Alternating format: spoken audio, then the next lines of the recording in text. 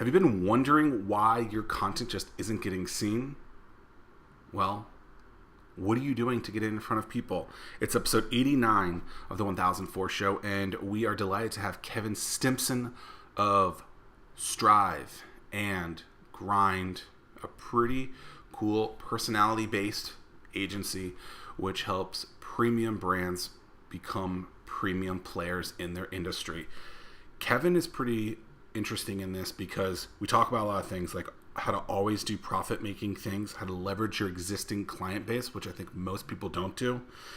And then also, what are the top 2 to 3 messages that you can be providing in your social calendars or whenever you guys post it. It's episode 89 with Strive and Grind's Kevin Stimpson. And if you're looking how to be seen more, if you're looking how to, get that personality across, this is a great episode for you. Let's go. What does the word grind mean to you? So to me, grind is all about hustling, putting in the work, putting in the time, putting in the energy to get to where you want to be. So I also believe in the right grind, which is like being intentional. So a lot of people get, they get sidetracked, if you will, like, oh, I'm hustling, I'm grinding. But if you're doing the wrong type of hustling and you're going in the wrong direction, you're not going to get to that destination where you want to go. So obviously being intentional with your hustle and with your grind so that you're going to the right place, but also not like wishing upon a star, like whatever your vision is going to fall into your lap without you putting in the work to make sure it happens.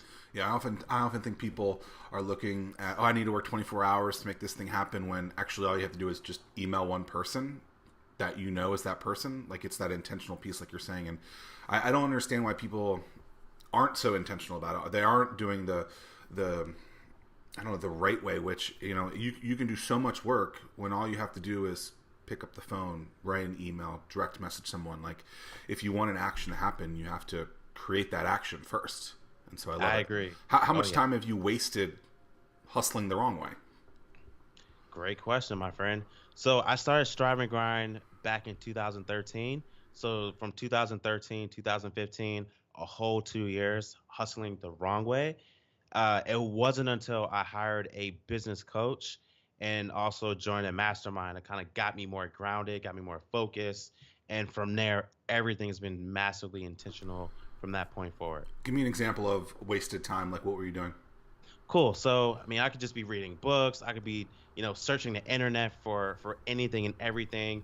As you know, there's a gazillion gurus and experts out there on how to do this better, how to do that better. And then you kind of get lost in the overwhelm just trying to do all of that stuff and figure it out yourself.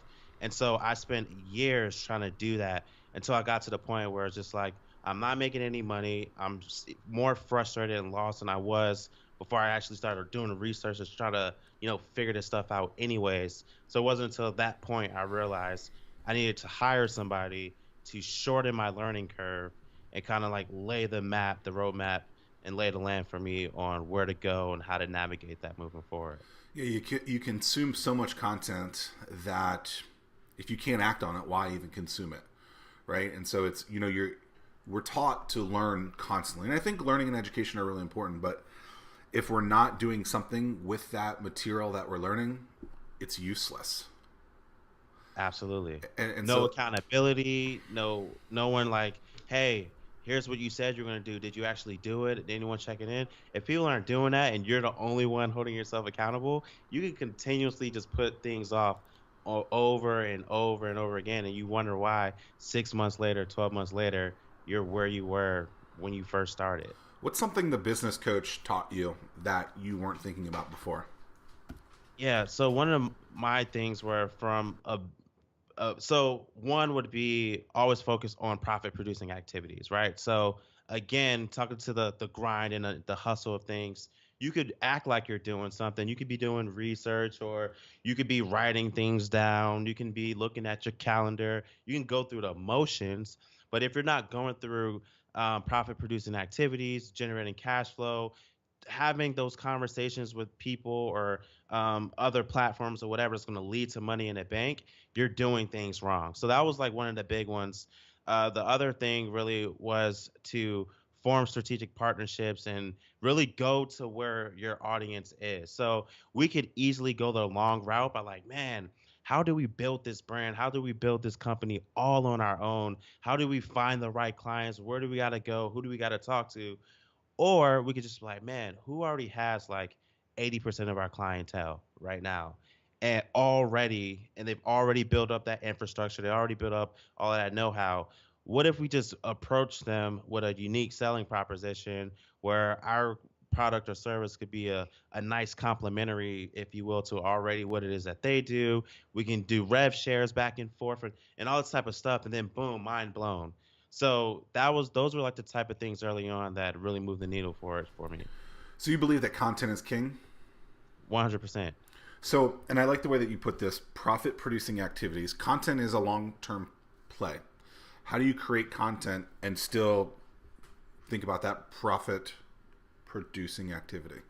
Yeah. So we've made a lot of money with no paid advertising. Zero.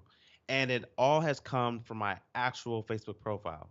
And so what's cool is once I like pretty much position myself in my marketplace, like I'm the go-to expert in this space and in this niche. And then for me, it would be for branding. I'm constantly putting out stuff every single day. So I put out like 3 or 4 posts a day on Facebook. I'm super vocal. As you can see the sign like right behind me, it says fuck being like everybody else. I think that's what it says right there. And so for me, I'm all about being like polarizing, right? And so I know I'll turn some people off, which is fine. You're not for me. But if you love what I'm saying, you eat, sleep, and drink, and you like what I'm saying, then you're my tribe. And so every day I'm putting out really great content on Facebook. People are loving it. And I get Facebook messages all the time like, hey, I'd love to get you on my podcast. Guess what? If I get on your podcast, I'm turning that into money in the bank on the back end. Hey, I love what you're saying around this. I'd love to get you to speak on my stage. I have an event coming up. Would you love to speak on my stage? Or I have a mastermind group. I'd love for you to do a free training on blah, blah, blah. Best believe if I do that, something's going to happen. And there's also been times too, man, where I just put out an offer. I'm like, hey, um, I position it with copy and all that good stuff. But I'll say, hey, I'm looking for 5 people who want to do X, Y, and Z. This is what the investment would be. Boom, I close $20,000, $30,000 just like that. And that's all from my Facebook profile page.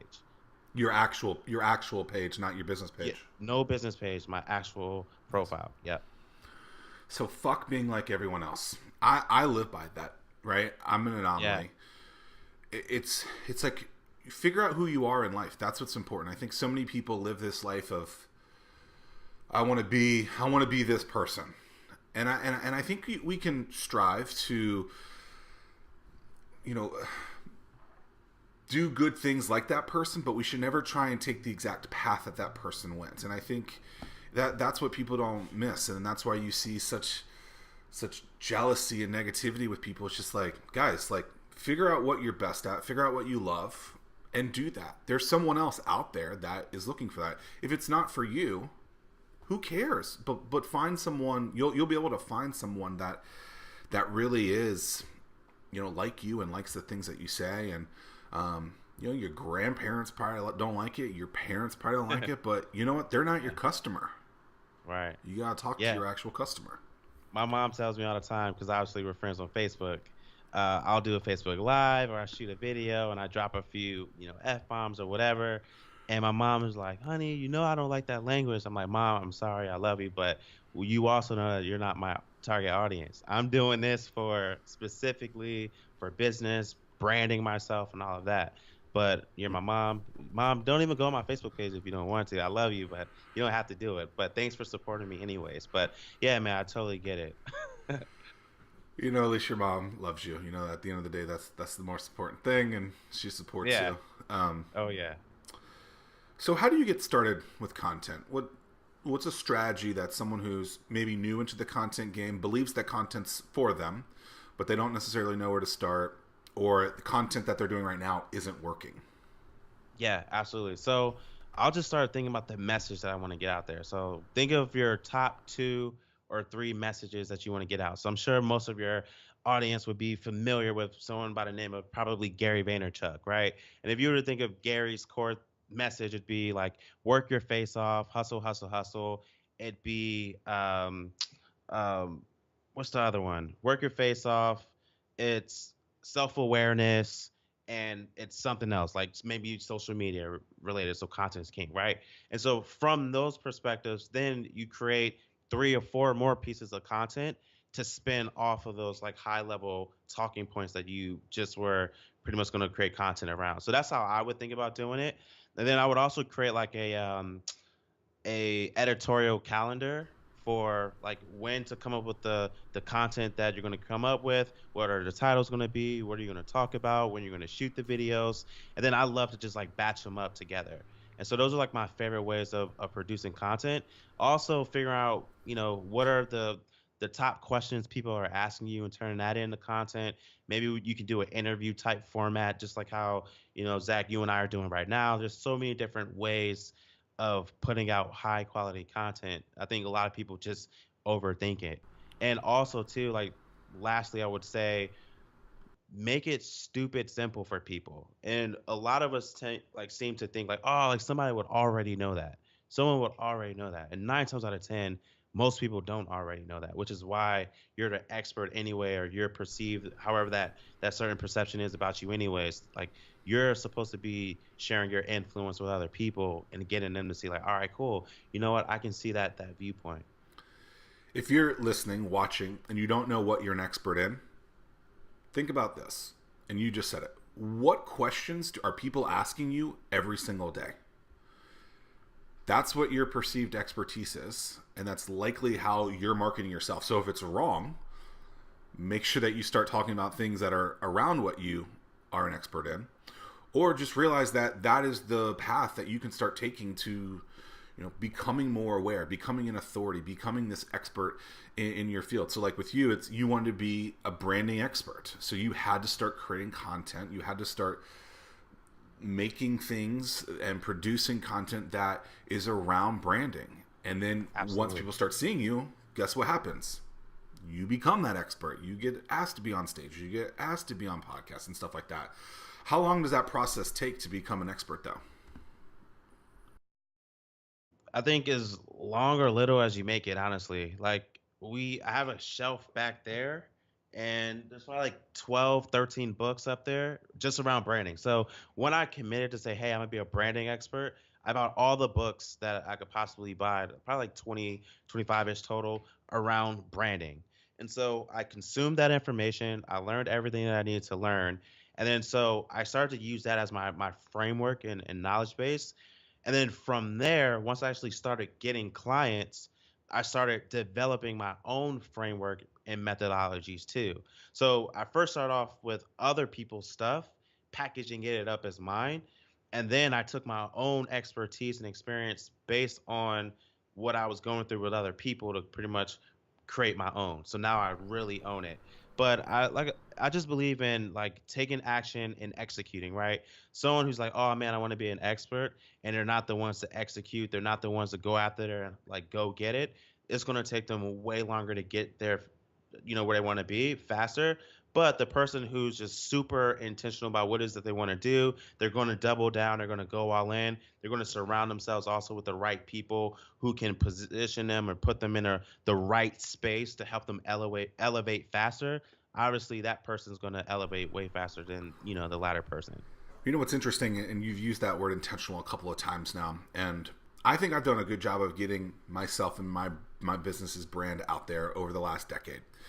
But I don't think I've been intentional in using the right keywords. I don't think we've been intentional in framing ourselves or positioning ourselves in the right way. All until about 6 months ago or maybe even 3 months ago is when I think it actually started clicking. And I thought I wanted to be this one thing for no reason really. And it definitely made me probably something, right? But if you look at that word, like you were saying, what's the top question that people are asking you? And positioning everything around that, it can be so powerful because people just, they're asking me, well, I don't get what you do. And I'm like, well, why not? And then now I tell them and they're like, oh, okay, cool. I get that. How can we work with you? And I'm like, why did I spend a decade doing the wrong thing? But I've been able to build up, awareness on other ways and been able to interview a lot of different people. So, I mean, I really do think that's important and to be intentional. Was there ever like an aha moment or virality moment where something just went really big and unexpected? Hmm.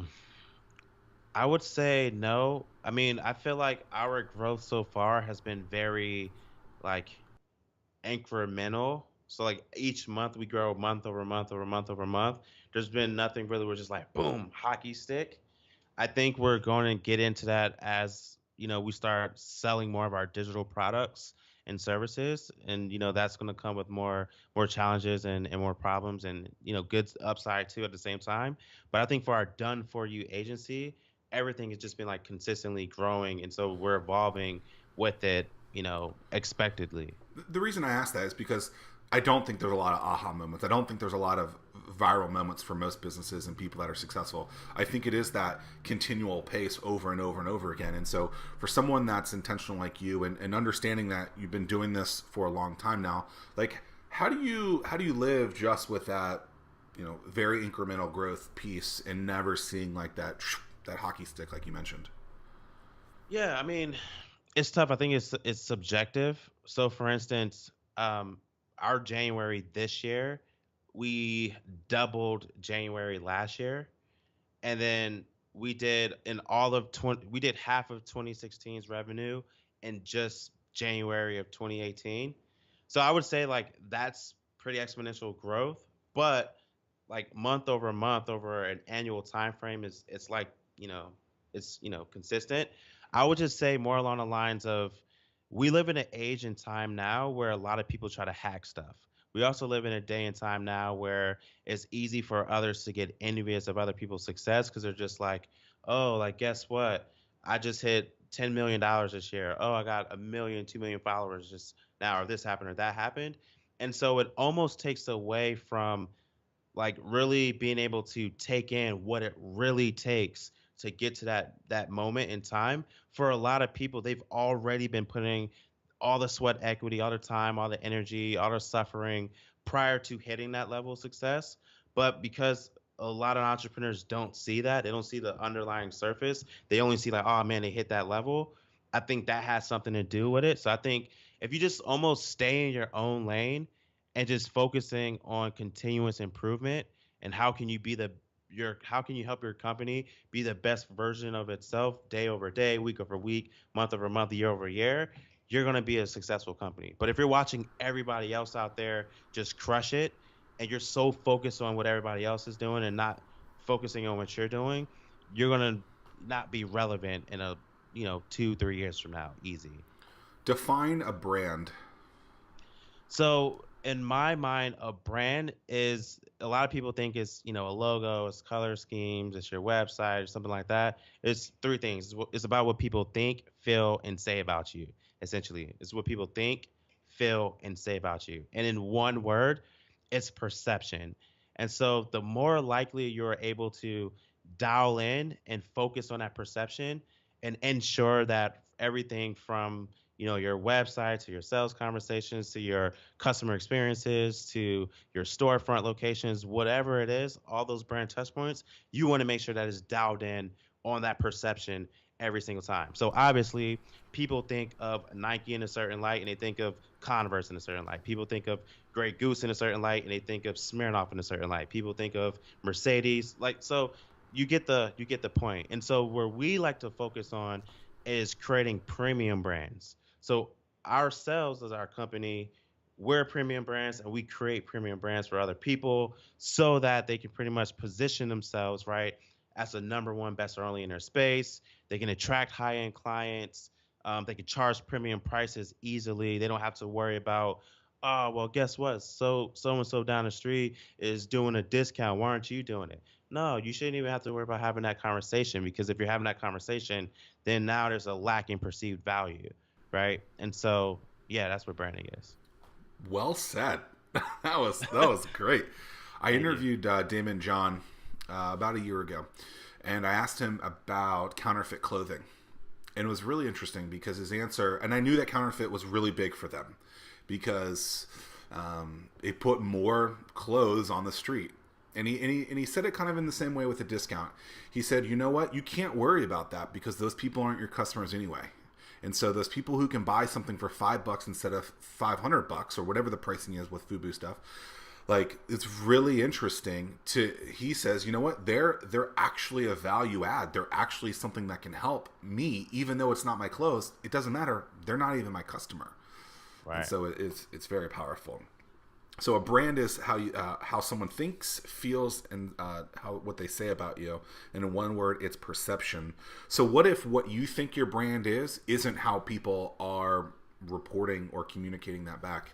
Big misconception there, right? Obviously, there needs to be continuity there. And so I would challenge every single person listening right now to poll their audience. Like, hey, who do you think we are? What do you think we represent? What do you think our core values are? What do you think um, our go-to clients and customer base and target audience is, right? And if you're polling and asking these specific questions, and your audience isn't giving you back what you want to hear, you have a big branding problem. And that could also be a reason why your business isn't growing. It could also be a reason why you're not working with the clients you'd love to work with. It could also be a reason why you're having challenges with increasing your price points and adding value. Like that right there, I think is a great question because not a lot of people have the kahunas to even ask that question because many of them may even be scared of what they're going to hear back, and it only takes, here's another thing too, like it only takes one bad experience to crush and ruin a brand's like their whole everything they've been able to build over a long period of time. Think of someone like Logan Paul, right? This kid, you're familiar with Logan Paul? Mm-hmm. Yeah, so this dude, for many of you who may be listening, you don't know who he is. If you have kids, I guarantee you your kids know who he is. But social media influencer, 21 years old, 21 years old, has millions upon millions of followers on social media. He jacked up one time, and everybody was after him. Right? He's been crushing it since. It just took that one time, and then YouTube read, and like everybody started just taking everything they ever gave him away. And then now he's like, man, now I got to build this thing back up again. So he took a month off and he used what kind of almost brought his whole empire down. He actually used that in a way where it could actually add more value to him as a person and bring more purpose to his life and to his personal brand and all of that. And now he's about to stack things back up again. But it only takes that one moment to screw everything up. So you want to make sure that over time you're ensuring you're doing your due diligence, you're checking in with your people, and making sure that they're having pleasurable experiences across the board. And it only takes one person to give their opinion to go the wrong way too, right? And so Yes. I'm sure, and I don't know exactly how with Logan Paul this went down, but she shot a video about suicide in Japan, I believe, and it just didn't go well, and people didn't receive it well, or some one person made a comment, and then everyone else was like, oh, I need to think of it this way, and it's that trickle effect where it's possible that nothing would have ever happened if that person didn't see it, and so it's you just never know what's going to happen or what someone's gonna say, and I always say that I think it's easy to get to the top. It's hard to stay on the top. It's about becoming the GOAT. It's about a career, right? No one talks about who the 1997 MVP of the NFL was. No one knows who it was, but they know who the greatest quarterback of all time is, or the greatest running back, or what's the greatest business of all time. And that career is something that I don't think enough businesses or brands or people think about, because that's what's important. You want to have this great life, not a great year or a great month. So that was interesting though about Logan Paul, because he had so many followers, and now he's becoming an advocate, I guess, for suicide. I don't know if he came out with like a new video. It'll be interesting to see what happens there with him and that brand. So how do you create a big brand like that though? How did Logan Paul, or how would Strive and Grind make content or create a brand for someone that would be seen by millions of people?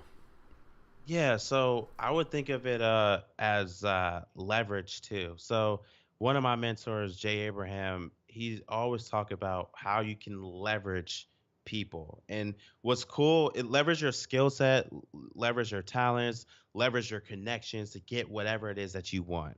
And that right there, that way of thinking was really profound for me. And you brought up Jay Abraham, or not Jay Abraham, but Daymond John. He even mentors like Daymond from like the business model standpoint.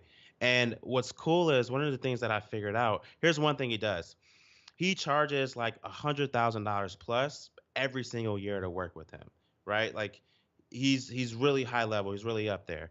And so from his side of things, he barters to drive expensive cars. So he's like, hey, you may be. He literally just sent out an email blast like 3 or 4 days ago. It was like, hey, you may realize that I charge X amount of dollars for consulting, per year, and every now and then I do things where I'm willing to trade my consulting services for a year to be able to drive a Rolls Royce, a Porsche, or whatever car he wants to drive for the year. He said, you may not be able to afford my consulting, but you may have this vehicle that I would love to drive. And so we may be able to do some type of barter there.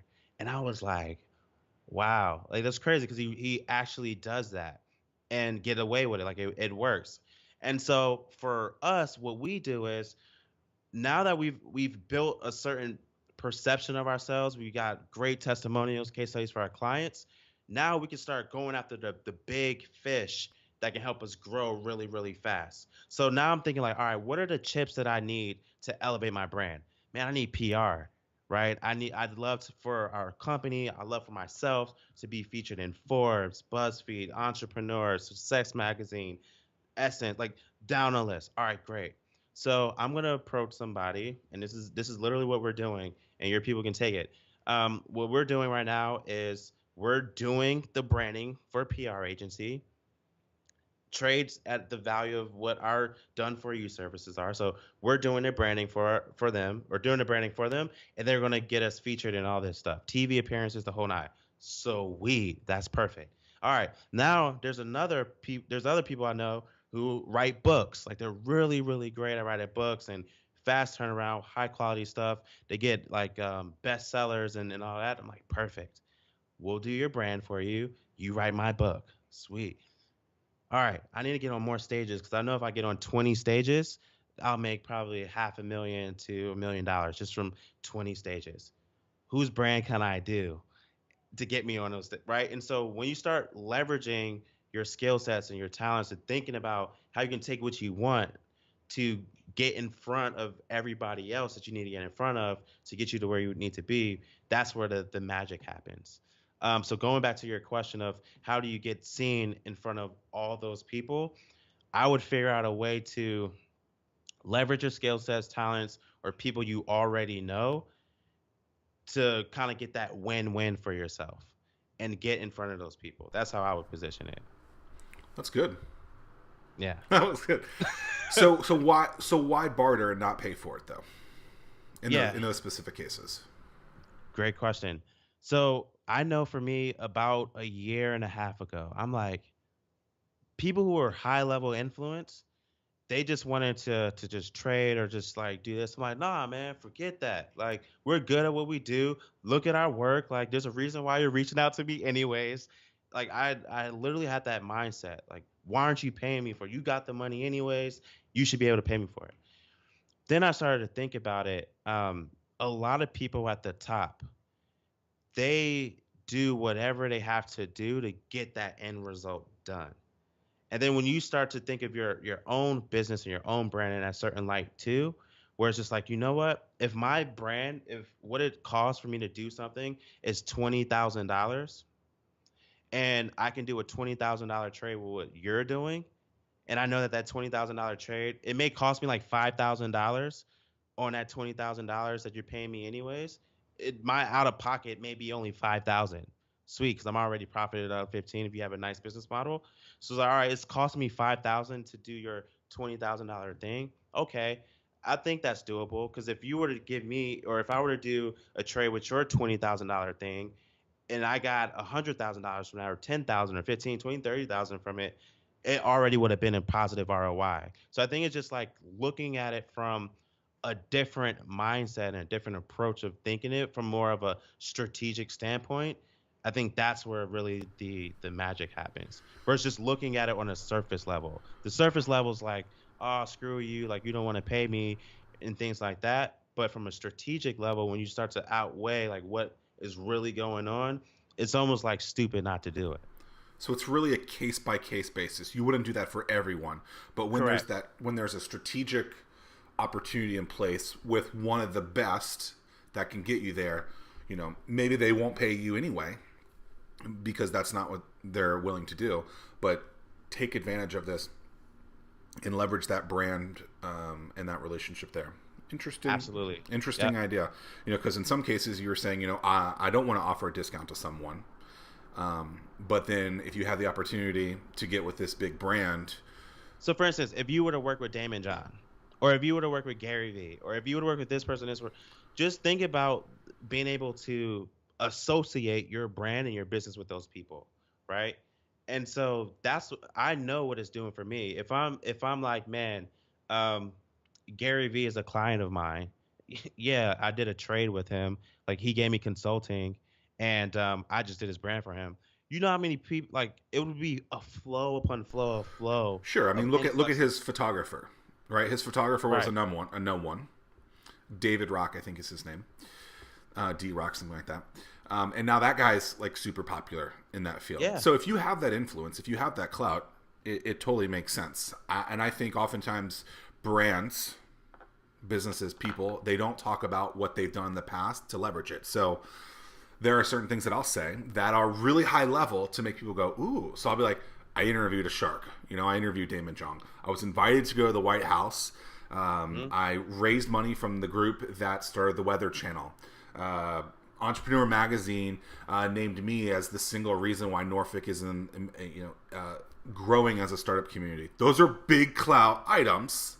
Yes. Leverage those things, and I think people are afraid to say what they've done, what they've accomplished. But the people who have done them, they promote it all the time. So how does a brand get away from feeling like they're promoting too much or being too self-centric?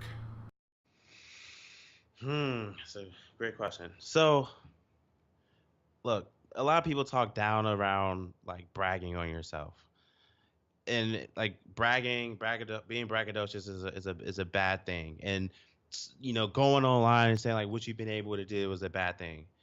What I like to think of it as, if you're not putting out there into the universe what you're up to, what people are saying about you, sharing all the highlights of your wins, but also sharing like your losses too, you're doing people a disservice because there are probably a lot of people out there who may be following you and may be getting inspired by every single post that you put up, but they just may not be hitting that like button, or they may not be putting that comment button, or messaging you. But you are inspiring the shit out of them. And that happens to me all the time. It's funny. I'm like, I post stuff, and then people were like, "Oh man, I saw you were here." I was like, "But you didn't like it or comment though, so how am I supposed to know that you saw it?"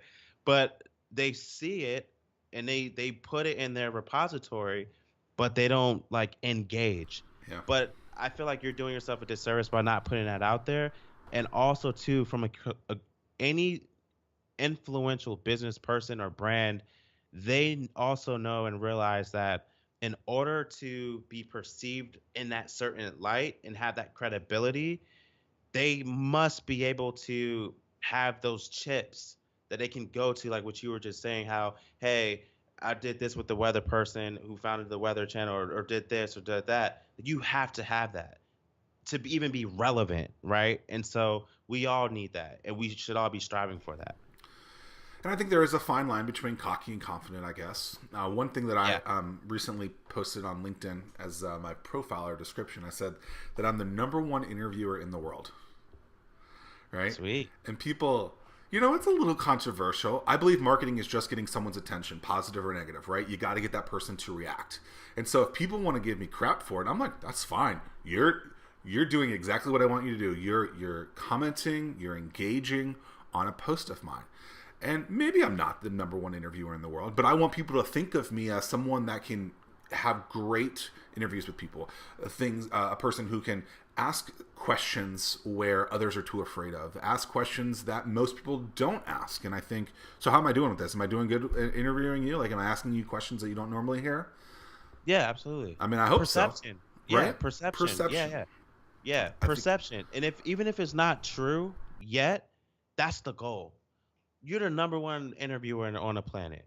Well, guess what? If I'm not there yet, you damn right I'm gonna be soon. And and I'm doing everything I can to get there. so I have a journalism degree, so I'm classically trained in this crap.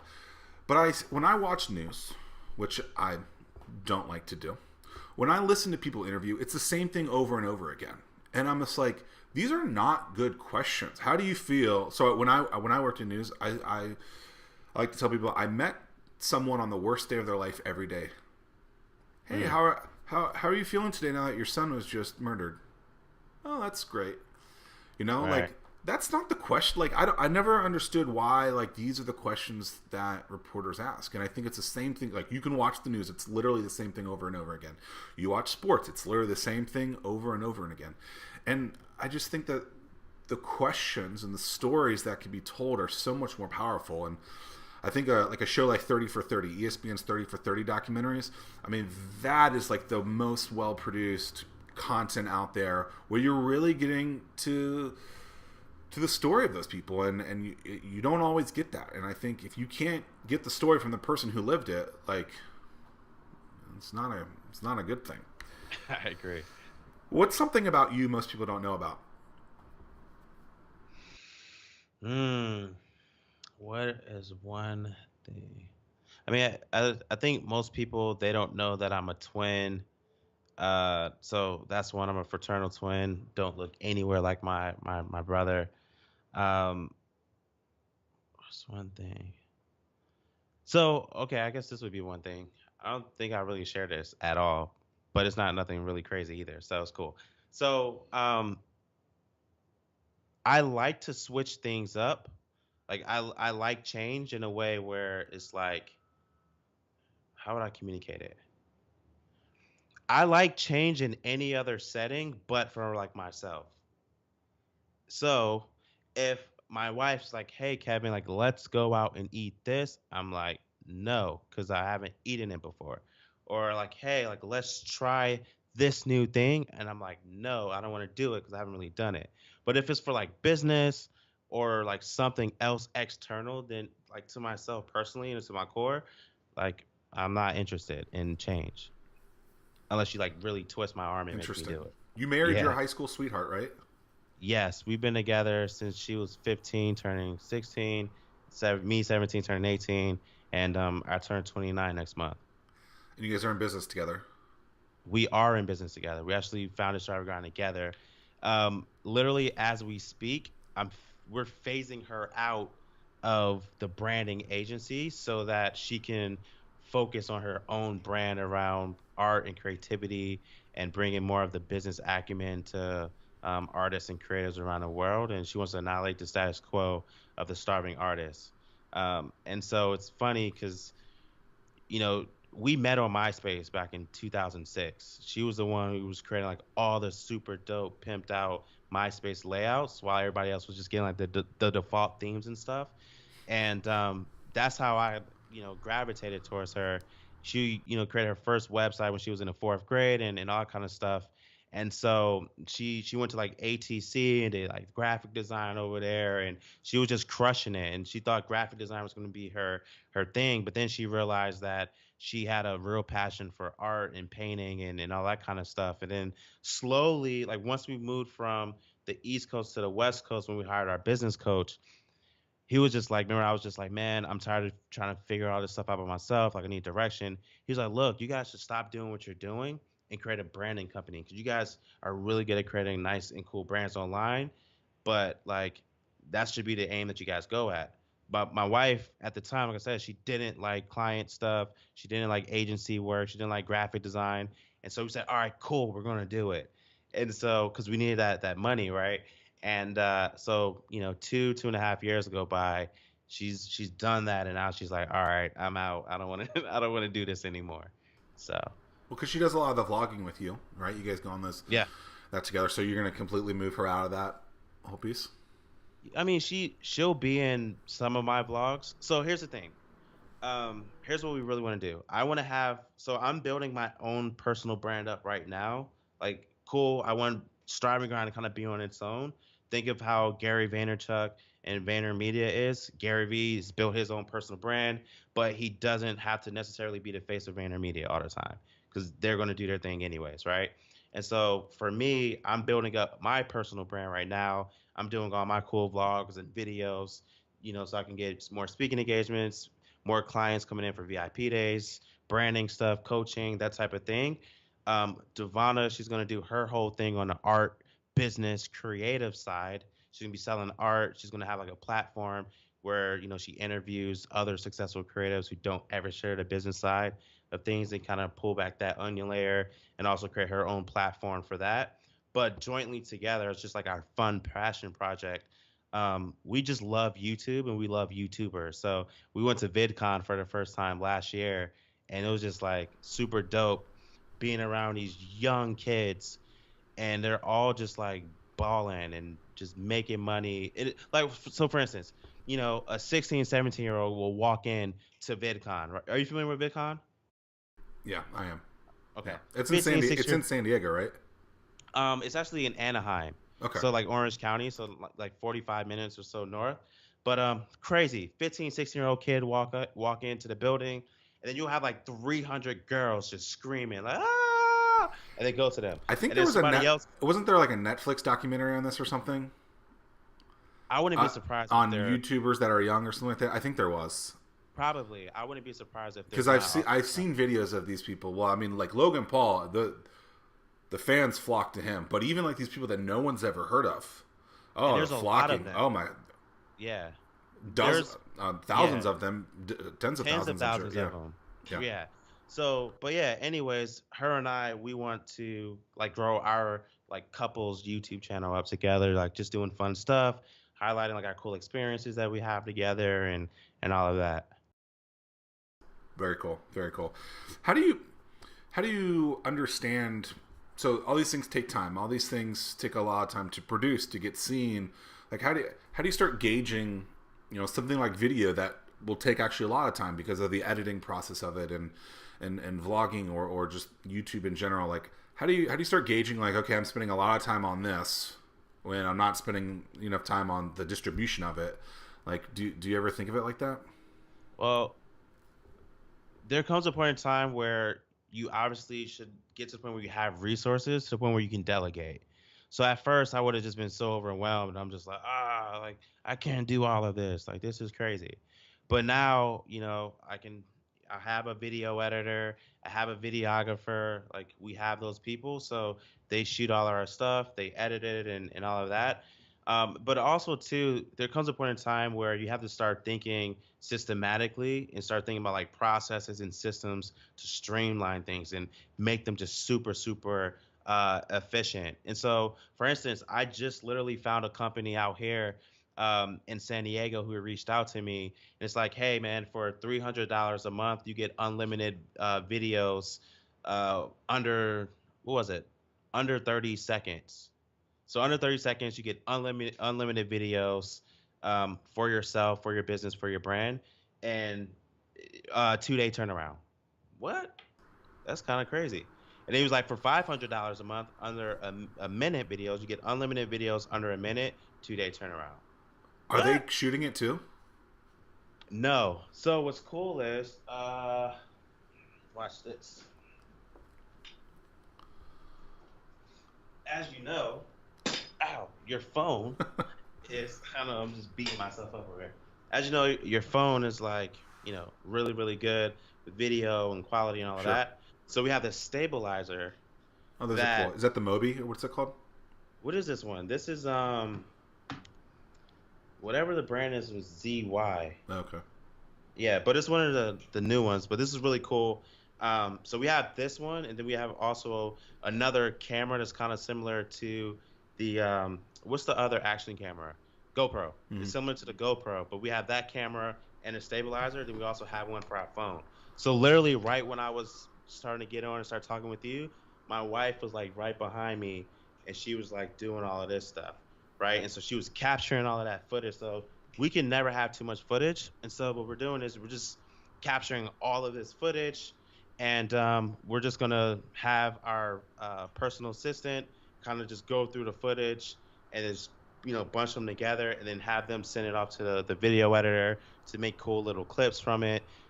We already have like a nice little folder of our go-to music, if you will, like hundreds of songs in there that you can choose from for certain videos. One of the things I want to start doing is stripping my audio from podcasts just like this, and then putting that onto some of the videos. I literally just have a video that I was right about to post it right before we had our call, but I didn't get to do it. But I'm gonna do it right after this, where I had my videographer come out. He spent like 2 hours with me down here in downtown San Diego, shot some really really cool footage, and now it just looks super dope. And I'm gonna post that up on Facebook, and I'm gonna write a post like, man, who would have ever imagined that in just 2.5, 3 short years I'd be living my dream life, doing this, doing this, doing this. Post a video and just see the flock of engagement that I get from that. So it's incredible. So I'm in the final stages. Actually, by the time this airs, it'll probably be done. But I'm in the final stages of a new book. It's called Anomaly. It's called Anomaly: How to Finally Stand Out from the Crowd. And there's a portion of the book that's basically under what you just said, repurposing or recycling things that you've already done, right? Mm-hmm. And I think all too often people are doing things behind closed doors, one-to-one, and you never get it. It never scales, right? It never gets to that point that you want it to, and you're like, I don't understand why I'm not growing, why people aren't seeing me. It's because you're not putting in the places where people can see you. You're not making that conversation from one-to-one to one to infinity, basically. Right. And by repurposing or recycling that content, that's one way that you can basically get it out so other people can see it over and over again. And so if you're someone and, yesterday you had one fan and you posted one thing and today you have two new ones, well, they didn't see that post before, likely, right? So you have to find a way to put that thing back out there. And I think it takes something like 6 times before someone starts to engage with like a Facebook ad or something like that. Like they might see it over and over again. Contact. Yeah. Yep. And so it's kind of like a sales funnel, which takes 5 to 7 positive interactions to get people typically to do that first step. I mean, it's just crazy. And then you were talking about earlier the negative experience that can be in there. It's something like if you get a negative experience with someone, it takes 35 positive interactions to get them to go back to that first one. Man, that's intense. 35 positive interactions and they hate you? I mean, that's hard. Yeah. Oh, yeah. 100%. 100%. It's crazy. Yep. What is Kevin Stimpson the best in the world at? That's good. I'd say Kevin Stimpson is the best at helping people become premium brands, helping them become premium personal brands for themselves. Doesn't matter if you're an author, coach, consultant, speaker, expert, or if you have a service-based business. We're just straight up absolute beasts at creating that premium positioning and perception for yourself, so you can charge a crap ton of money for what you do and attract the right high-paying clients for yourself. Is there something that you thought I would ask you that I didn't? No, man, I think you did a really good job. I love doing these interviews. I can literally do them all day long. And one thing I want to commend you on is just like I can't stand just like the super scripted interviews. It's like, oh, tell me about this. Oh, tell me about that. It's more like conversational and just like going off the cuff, and you're capturing what I'm saying and writing it down and piggybacking off of that. So yeah, man, this has been good. Well, thank you for that shout out. I appreciate it, but I think it's true, right? My brand is genuine. It's let's figure out who you are by figuring out what you say over and over again. And I host this TV show too locally on ABC out here, and sometimes people are like, "Well, what questions are you going to ask me?" And I'm like, "I don't know. I know generally what you do, and I don't want to know a lot about a person the first time I interview them because I think people are going to say you should do your research and stuff like that. I definitely do a lot of research on people, but I don't want to go in and have a very scripted conversation like you're saying. Like, I'm going to ask, these are the 4 questions. I want you to answer them this way because I know this. Like, I'm going to ask questions that I think I'm going to get a good reaction out of to make people really, really think about it, because I don't think people are out there going, this is this is how I did this, or I interviewed someone earlier this morning, and I mean, I got things out of them that I know they've never been asked before, and I'm like, oh, this is great. I mean, that's important though. I mean, that's what people get behind, and I think brands should be genuine instead of a stale stick figure, and it's wild. So I agree. Awesome. Well, anything else you wanna give a quick little plug? Where can people learn about you? What's something odd about you? Whatever. Cool. Yeah, well, look, if you're an ambitious entrepreneur, you're crushing it, which I know you are, because you wouldn't be listening to Zack's podcast if you weren't already. I'd love for you to head over to kevinstimpson.com. That's where you can connect with my personal brand, my personal website. And if you want to learn more about premium branding and what we do there, you can go over to striveandgrind.com. And you can find me on Facebook, again, at Kevin Stimpson, and on Instagram, Kevin_Stimpson. What's one tool that you can't live without, or platform? Yeah, so one tool that's not online based is the Passion Planner. Can't live without my Passion Planner. This thing keeps me super focused 100% of the time. And what's cool about it, you get to reflect on like everything that's happened in a month. You have like a weekly view of everything. And so in that weekly view, it lets you know what this week's focus was, what are good things that happened. You have your personal to-do list space, you have your work to-do list space, you have like space just for like to jot things down and doodle and stuff like that. So that really keeps me organized. And from a tool standpoint online, I would say, just right off the bat, I would say Typeform. Typeform is a really cool, how would you say, like form generator? Form type, form generator. We love to use it for like applications. You can use it for surveys, things like that. And it's a really cool way to add a nice custom experience to your brand and to the journey that people are going on as they're learning more about your business or filling things out for your company. And Passion Planner they got a cool story because they're a very successful Kickstarter. Yes, funded twice. Right, but what's interesting is the first one didn't do well, or as well, I believe. It maybe the first one hit over $1 million. So I think there was one that did only did a couple $1,000s, and then she reworked it, and so now maybe she's done 3 and 2 were successfully funded. I watched how Kickstarter gets popular and people start throwing it around. I saw a video about her on that, and that was interesting. So that's cool. Yeah, and she was young too. She was like 21 when she first started. I think she's here locally in I think she is San Diego. Too. Yeah. Well, I mean, and real quick, go ahead. It just shows you never give up. Oh, exactly, 100%. And matter of fact, kind of going off of that story real quick, and then we can close out. I had a client who reached out to us from China, and he has a watch company called New York Standard Watch. And so he pretty much bought out a company in New York, created these cool watches, and what he wanted to do was create a Kickstarter campaign. His first Kickstarter campaign he tried to create just straight up bombed. This is before he reached out to us. Straight up bombed it. I don't even think he raised any dollars at all. People were just like, oh, this looks like it was made in China. This is a piece of shit. Like, get off of this thing. Like, you suck. Like, people just talking so much junk about it. And then it's cool because after we reworked his branding, we created this premium vibe around it, shot a cool video. He did 2 highly successful Kickstarter campaigns. He did one Kickstarter campaign that raised like $450,000, and then he did a Indiegogo campaign where he raised like $480,000. Wow! And I was like, dang, crushed it right out of the park. All because of using a premium service like you.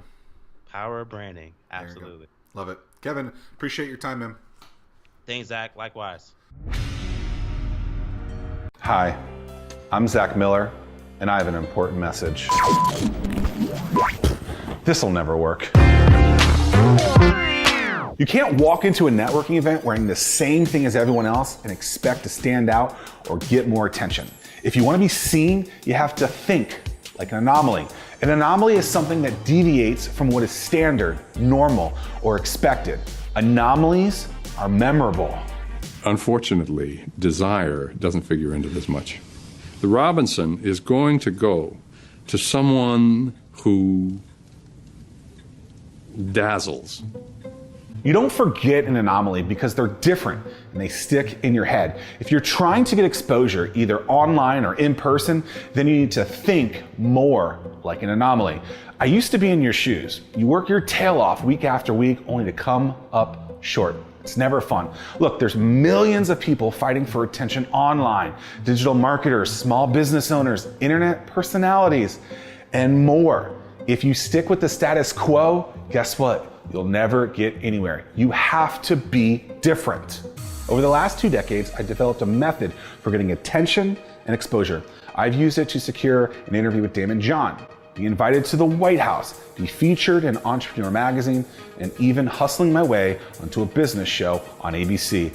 And now I have a book deal with a New York City publishing house. The book is called, you guessed it, Anomaly, How to Finally Stand Out from the Crowd. So, if you're tired of spinning your wheels, this book will get you rolling forward. I detail how to set up your mental approach to the game, what you're doing wrong right now, and exactly what you can start doing today and make a difference. If you implement the techniques I detail in this book, you'll see yourself starting to get more followers, more customers, more subscribers, and more leads. We're here on Kickstarter because we want to open up early access to this community by providing opportunities and amazing deals to be the first ones to get your hands on the book and become the anomaly. We would be so grateful to have your support. Tell me that's not funny. It is pretty good, because people are like, what the f*** he's doing a suit video?